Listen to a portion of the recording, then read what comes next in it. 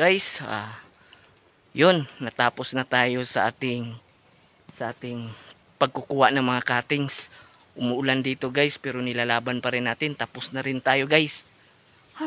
Makabaligya na yun taugma guys. Kaya yun, salamat sa inyong paglantaw guys.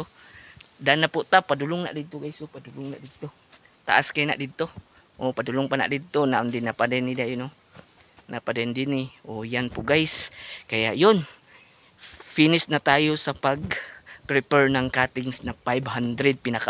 Kumbaga pagipakapinan pa na akong daghan guys. Kaya yun, ako basta manay mag-order og cuttings, dagan ang akong pakapin ana. Kaya yun, salamat sa inyong paglantaw, paki-like, paki-subscribe naman sa aking YouTube channel, and please watch this video.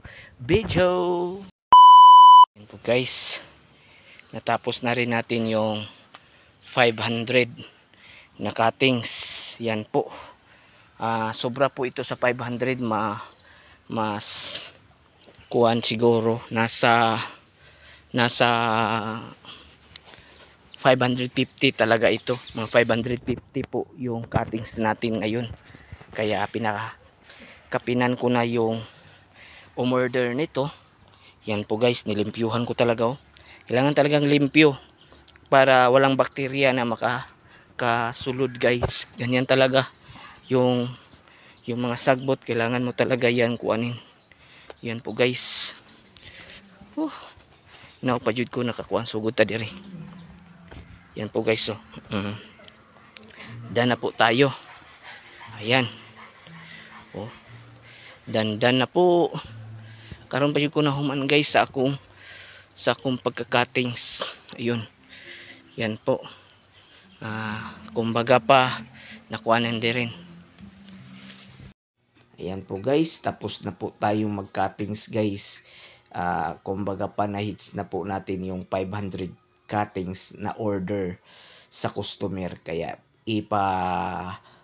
roots na lang po ang kulang nito para yun makuha na nila.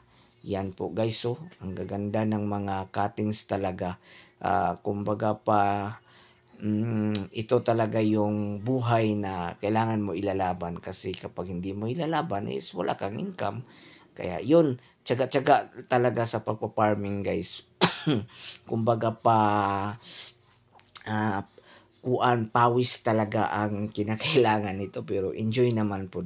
Para sa akin is enjoy naman. Kaya yun, dito na lang po tayo sa ating pagbablog, kasi uuwi na rin ako, kasi meron pa akong gagawin doon, kasi magre-ready pa ako. Thank you for watching guys.